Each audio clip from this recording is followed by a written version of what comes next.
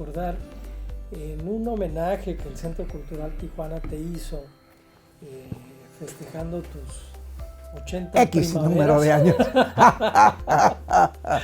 El licenciado Pedro Ochoa, en ese momento director del Centro Cultural Tijuana, a quien le mandamos un saludo, actual secretario de Cultura del Estado, él hacía una mención que me parecía muy significativa.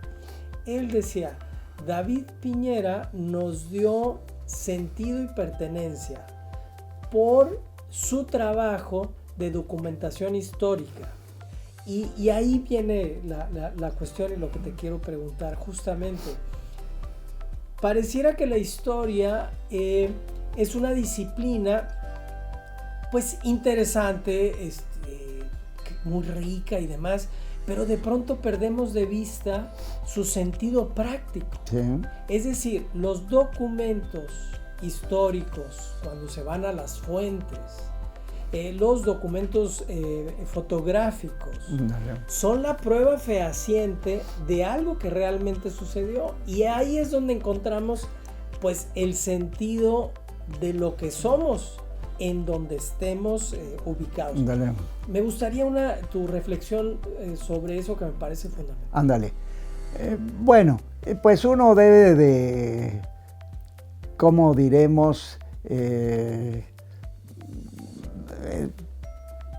Pues tener sentido de las limitaciones y del verdadero papel que le corresponde a uno, ¿verdad? Independientemente de una expresión elogiosa de nuestro amigo Pedro, al que le mando también un afectuoso saludo, pues hay que matizar, ¿verdad? Yo siempre he dicho que allí estaba a la altura de los 50, fines de los 50, pues la obra de don Pablo L. Martínez, ¿verdad? Su historia. Muy valiosa porque proporcionó un panorama pues integral de la historia de la península y de la parte norte. Pero pues como todo tenía sus limitaciones. En toda obra que se realiza hay aportación, ¿verdad? Y quedan asignaturas pendientes. Correcto. En todo lo que se haga, lo que hagamos, lo que llegamos a hacer, siempre hay algo que queda por hacer, ¿verdad? Entonces, la obra de don Pablo L. Martínez fue valiosa, pero también tenía pues sus limitaciones. Él era un hombre de Baja California Sur, ¿verdad? Esa era su visión, ¿verdad? Porque en el historiador pues siempre hay un ingrediente personal, subjetivo de alguna manera, ¿verdad? Un colega dice que toda obra de historia es autobiografía, es decir, te reflejas, ¿verdad? Doctor, hay un momento muy importante en tu vida académica que es el ingreso a la Real Academia de la Historia. Sí. Que entiendo que es también una propuesta del doctor Miguel Portilla. En primer lugar, ¿qué es la Real Academia de la Historia? Ándale. ¿Qué referencias tiene? Ándale. ¿Quién la compone? Sí. Y para entender de qué se trata y el nivel de reconocimiento que esto significa. Ándale. Muy bien. Pues mira, su denominación es Academia Mexicana de la Historia, correspondiente de la Real de Madrid.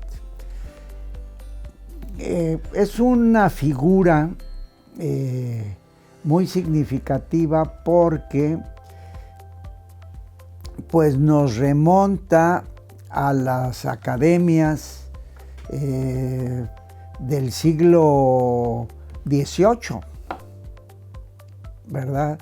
O sea, de la Ilustración, O sea, este movimiento que se da en Europa y pues que superando pues otras etapas del conocimiento, pues se le dedica especial atención a la ciencia, a la razón, etcétera, y que surgen estas academias, ¿verdad? En Francia, la academia por antonomasia, y otros países siguen el ejemplo, entre ellos España, y se van creando academias más con una temática más específica. Entonces, pues allí, pues en la Ciudad de México, pues fue aglutinando a la gente más destacada, digamos, don Silvio Zavala, Edmundo Gorman, ¿verdad? De la Torre Villar, etcétera, así con el transcurso del tiempo, ¿verdad? Y ya en años más próximos está don Luis González y González, el padre de la historia. Ándale, el autor de Pueblo en Vilo, ¿verdad? José Luis Martínez, que hizo esta obra importantísima sobre Hernán Cortés, padre de Ramiro Martínez, y allí segundas generaciones, ¿verdad? Y bueno, y van entrando pues ya gentes más recientes, ¿verdad? Enrique Krause. Enrique Krause, por supuesto. Dale, Bueno, Miguel León Portilla, que ingresa y luego preside. Ándale, allí se le llama director. Director. La estructura de la academia es 30 sillones, así está concebida estatutariamente. O sea, 30 sillones, o sea, 30 miembros, ¿verdad? Y originalmente eran 22 miembros de la Ciudad de México y 8 de los estados, ¿verdad? Nombramientos vitalicios, ¿verdad? Por designación de la asamblea, ¿verdad?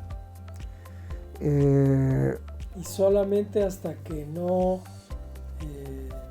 digamos, fallece. Sí queda vacante un sillón. Vacante, hasta ese momento. Ándale. No hay manera, digamos. Ándale. Entonces, siendo director el doctor León Portilla de la academia, hubo una vacante, ¿verdad?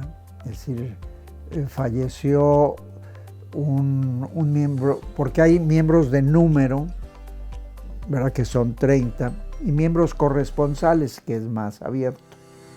Los corresponsales pueden ser mexicanos o extranjeros, y hay extranjeros muy distinguidos, ¿verdad? Y también nacionales.